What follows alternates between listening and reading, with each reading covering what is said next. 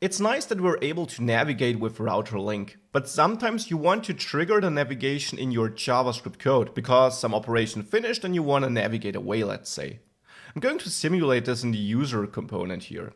Here I will first add my script part and export my JavaScript object.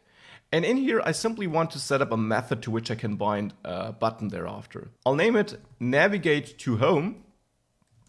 And all I want to do here is, well, navigate to my home page. So in the user page itself, I'll set up a div because, again, we may only have one root element in here. So let's set up this. And then there I want to have a button. Now, of course, I could just use a router link, but you get my point, I think, what I want to show here. So go to home. And then I want to add a click listener and execute navigate to home. So this method I just set up. Now, how do we navigate from within our code?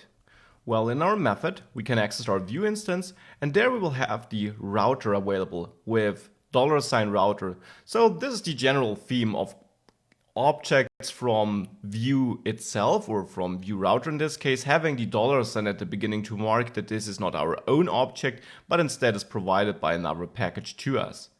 On this router, we can now trigger a navigation by calling push. And push is the word we use here because we want to push it on the stack of existing routes so that our back and forwards buttons will work fine because we will have the old route saved as well. So this pushes it on the stack of routes we were at therefore. Now push in its simplest case simply takes the path where we want to go, like this. But we could also pass an object here where we say path should be this. And that is, of course, not really an improvement to just specifying the path, but I will come back to passing an object as a routing target for router link as well as a side note in one of the next lectures. For now, let's keep it simple and simply go to /. Now, to see this in action, I'll just add some nice styling to this button. Let's head over to the user page and click Go to Home. And we're back on the home page.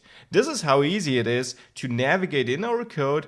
And of course, you hopefully see the similarity to our router link, where we also have this to attribute here where we specify a path. Well, I do the same here with push.